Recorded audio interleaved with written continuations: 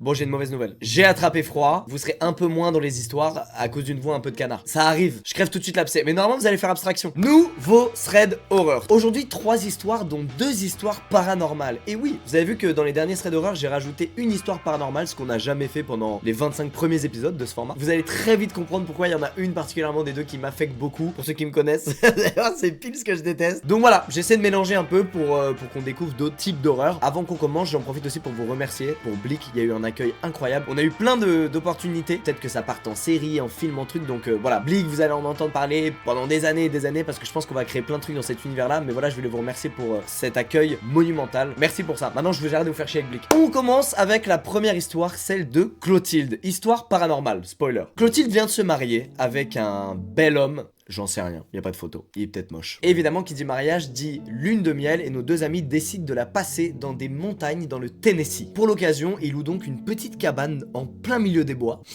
Mauvaise idée. Clotilde amène avec elle des fleurs, des gardénias. Pourquoi? Parce que c'est typique des offrandes qu'on peut faire à la montagne. Elle croit un peu à ce délire-là de bonne chance. En revanche, en arrivant, elle se lance pas dans un rituel ou un truc de sorcier, pas du tout. Juste, elle les met dans une boîte en bois qu'elle pose sur le toit de la cabane. Alors, ils s'installent, ils posent leurs affaires. Ensuite, ils décident d'aller manger, de faire quelques courses. Et une fois de retour à la cabane, ils constatent que la boîte en bois n'est plus sur le toit de la cabane, mais qu'elle est explosée sur le sol. C'est-à-dire que le choc a été si violent qu'il y a des bouts de la boîte à plusieurs mètres du point d'impact. Alors, la raison n'est probablement pas surnaturel, je vous rappelle qu'ils sont dans une cabane au milieu des bois, donc il y a beaucoup plus de chances que ce soit un raton laveur ou un ours ou un écureuil qui soit passé par là et qui fait tomber la boîte. Mais il y a un détail quand même vachement chelou, c'est que dans la boîte il y avait des fleurs et que là par terre la boîte est explosée mais il n'y a aucune fleur. Donc Clotilde elle se dit bon, il y a peut-être du vent et ça les a emmenés à droite à gauche, mais en regardant autour d'elle, elle constate qu'il y a plein de feuilles d'arbres qui sont là posées par terre et qui ne bougent pas, il n'y a pas un pet de vent. Elle est un peu effrayée, elle s'éloigne, elle retourne à la cabane rejoindre son mari et sur le ton de la rigolade elle se dit la montagne a apparemment pas du tout accepté mon offrande.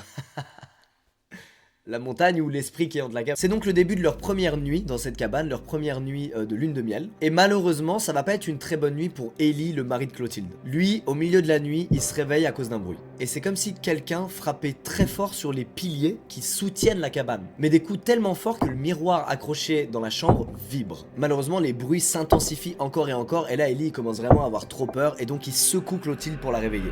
Sauf qu'elle se réveille pas. Elle se réveille pas, elle dort hyper profondément, elle est épuisée du voyage. Et au même moment, Ellie entend un nouveau bruit qui vient cette fois de la salle de bain, donc de l'intérieur de la cabane. Immédiatement, Ellie essaie une nouvelle fois de réveiller Clotilde, il la secoue, mais encore une fois, elle dort trop profondément, elle se réveille pas. Et là, il entend un nouveau bruit qui provient cette fois de la télé en face du lit. Et ce bruit-là, d'après lui, va durer très longtemps et va cette fois réveiller Clotilde. Comme le bruit l'empêche de se rendormir, elle décide de se lever, mais dès qu'elle se lève, le bruit immédiatement s'arrête. À ce moment-là, Ellie est toujours en PLS dans le lit, mais comme